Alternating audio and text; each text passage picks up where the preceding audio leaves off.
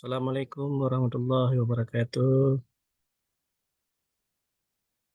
teman-teman seluruh Indonesia, pejuang beasiswa pendidikan Indonesia khususnya yang baru saja dibuka di launching pada 2 Mei yang lalu untuk formasi tahun 2024. Nah, teman-teman semuanya, baik yang akan berjuang untuk mendapatkan beasiswa S1, S2 maupun S3, baik itu dalam negeri maupun dalam luar negeri.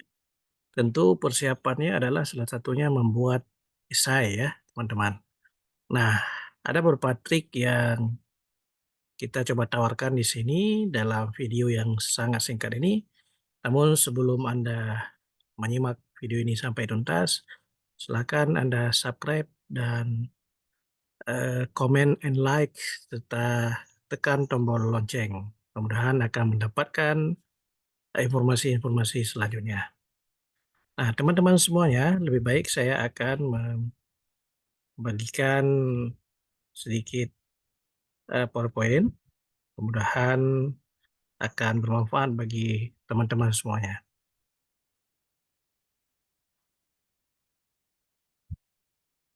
Oke.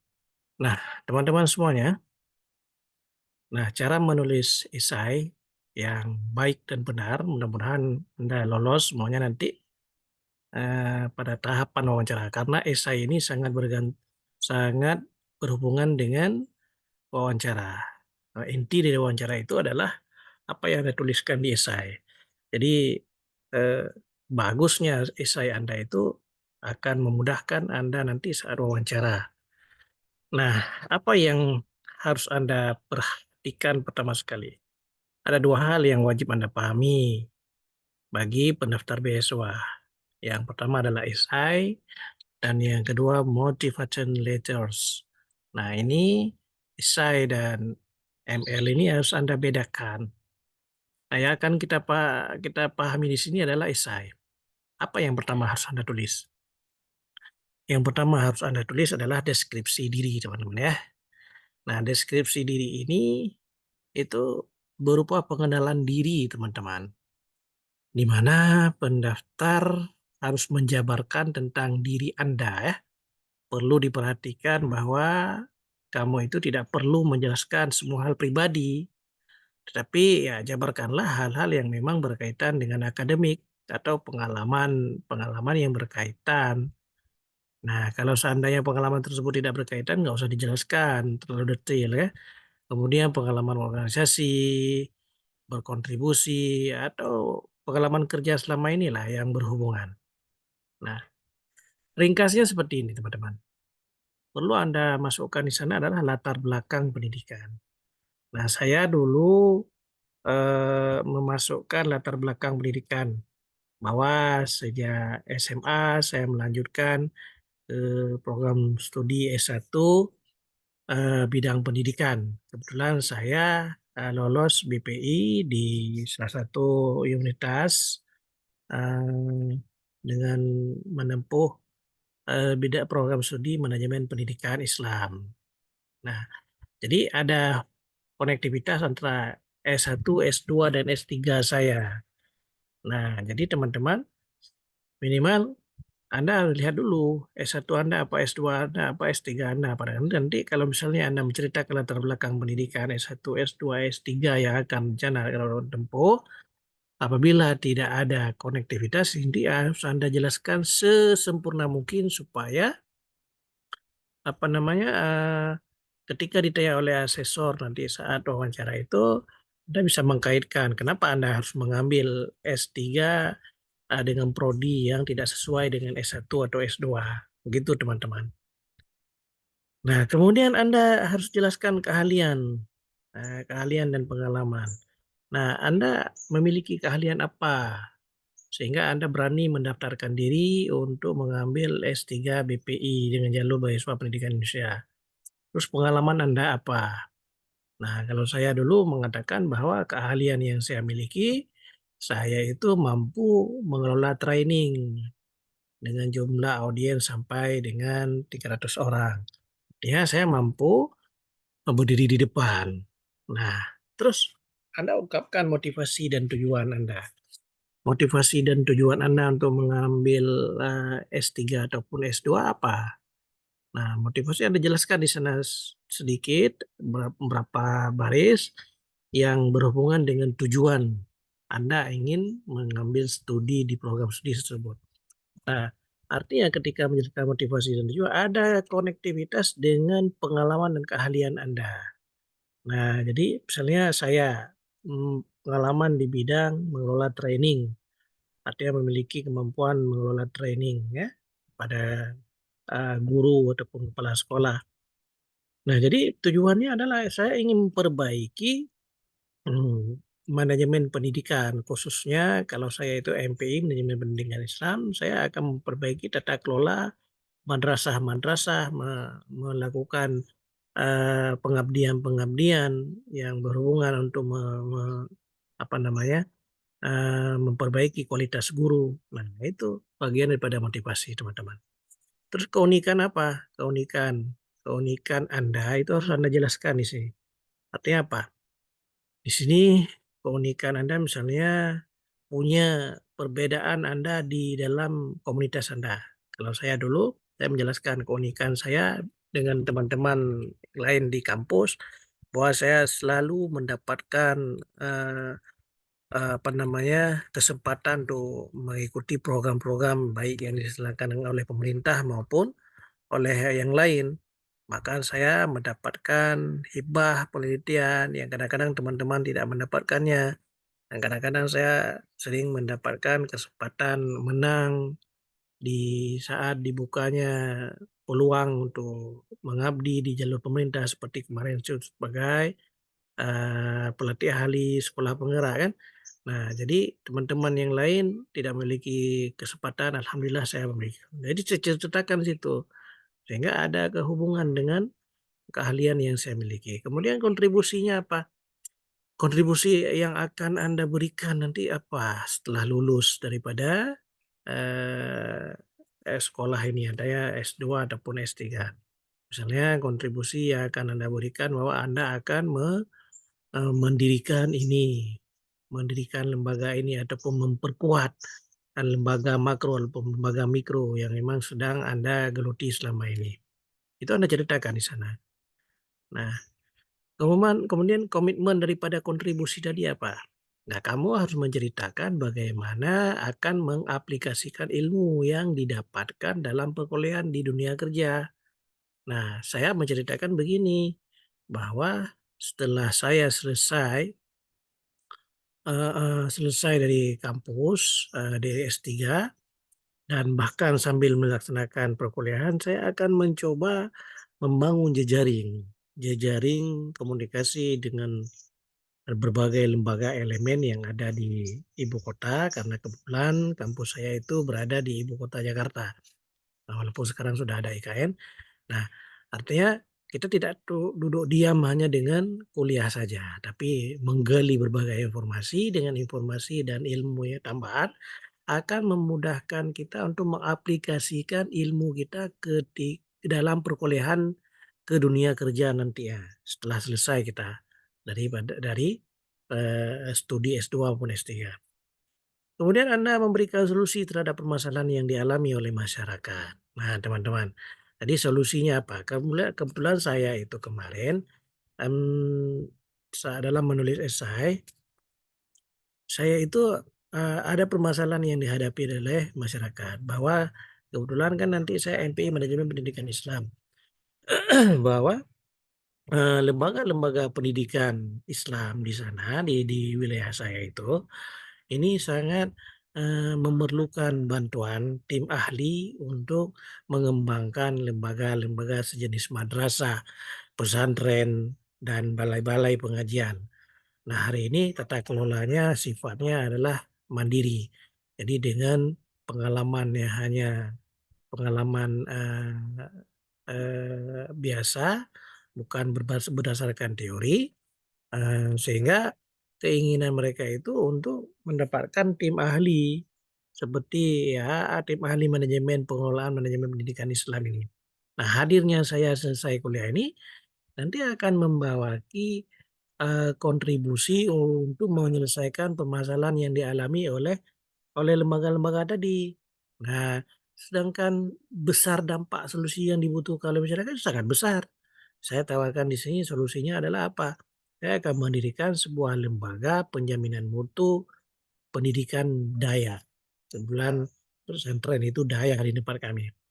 Jadi dengan lembaga penjaminan mutu itu akan mengontrol roda organisasi pendidikan pesantren ataupun Dayak di wilayah kami itu. Itu yang saya tuliskan besar dampak solusi yang dibutuhkan oleh masyarakat. Nah, teman-teman bisa saja nanti sesuai dengan kebutuhannya. Nah, yang saya masukkan itu seperti tadi ya, ada sedikit visi misi saya yang saya garis bawahi bahwa mendirikan lembaga ini akan mampu merubah tata kelola pendidikan pesantren. Kemudian keahlian dan pendidikan. Keahliannya kan tadi saya sudah bukan bahwa saya akan lulus dari manajemen pendidikan Islam. Nah, kemudian rencana tindakan dan dampaknya apa? Nah, itulah saya akan mendirikan sebuah lembaga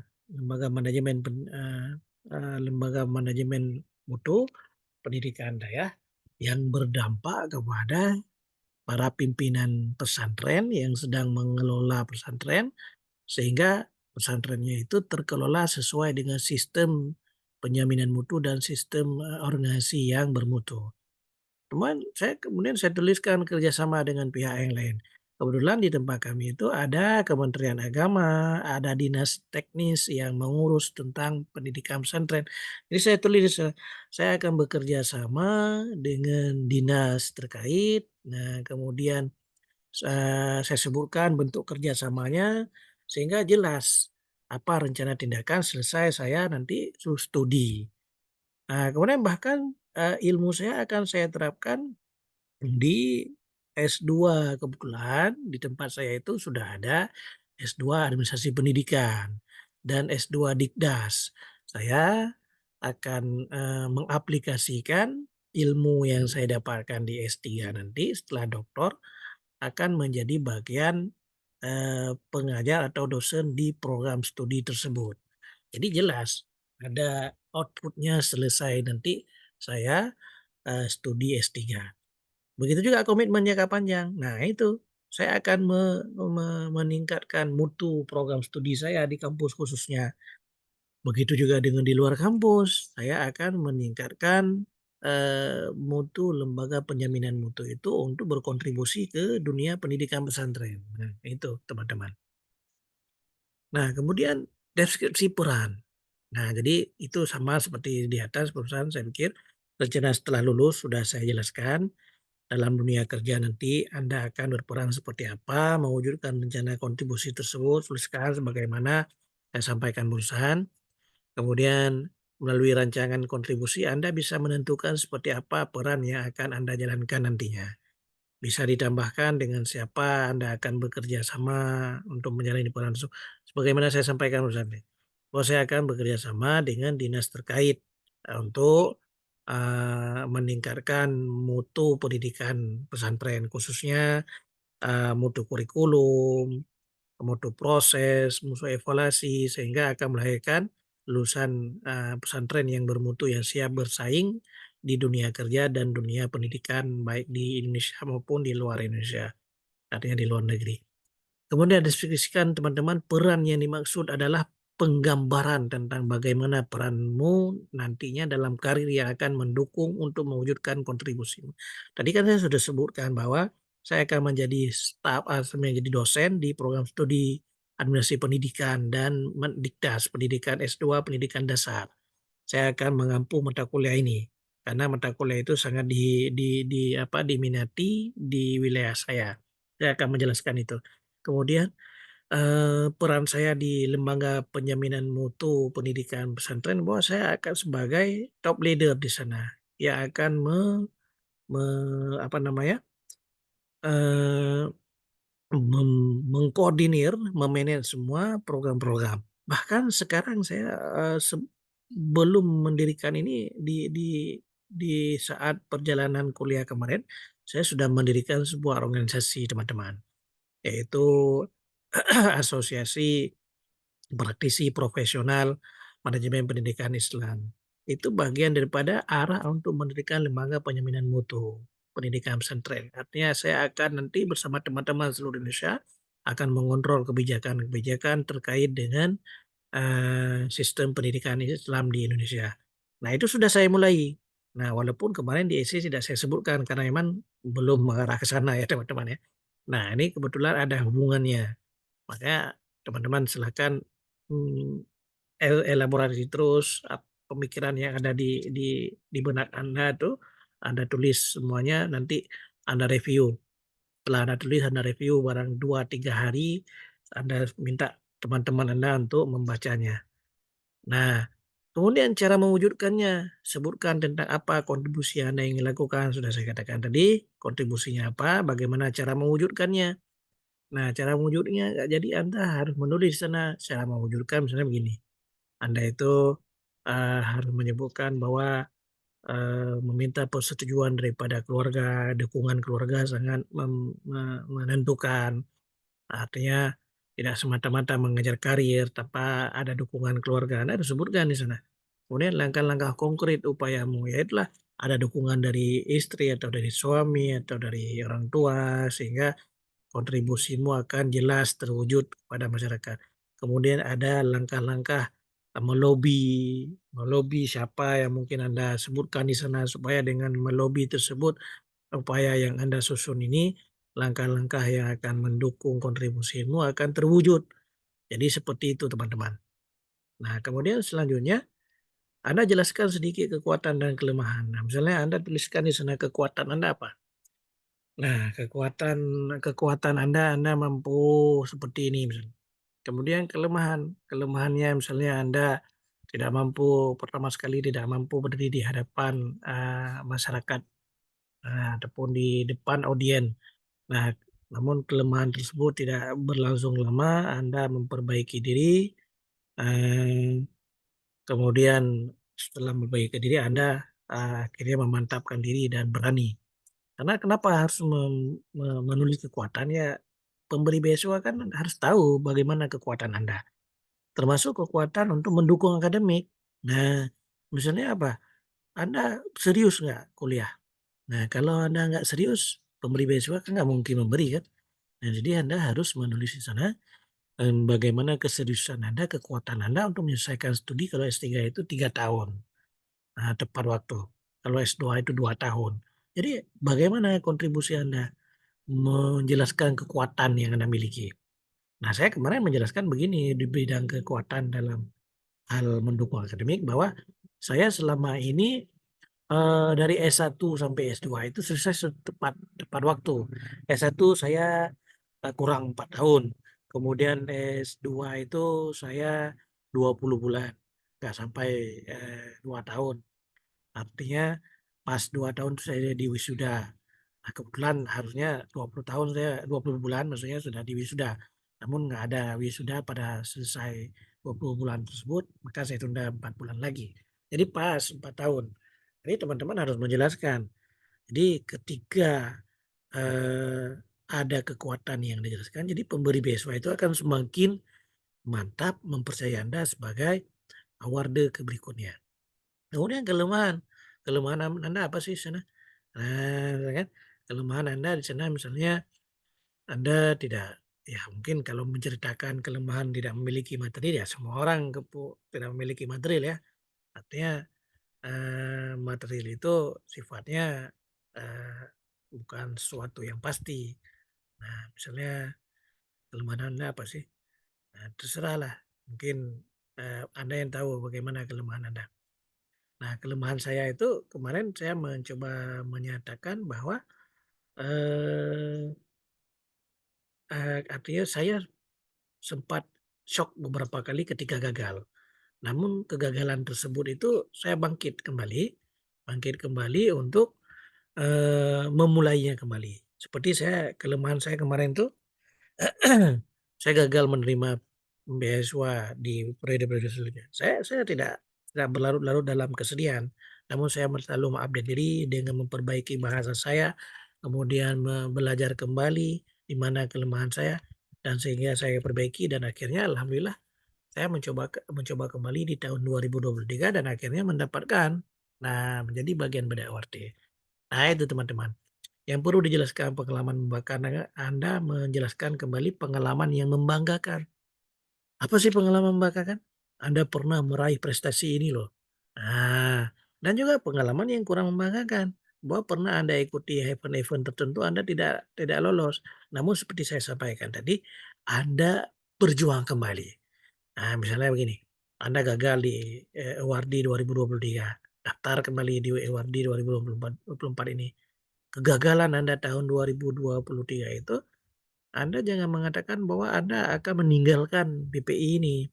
Nah, jadi Anda akan meningkatkan diri, mengupgrade diri, memperkaya diri. Kelemahannya kemarin apa sih sehingga saya tidak lolos?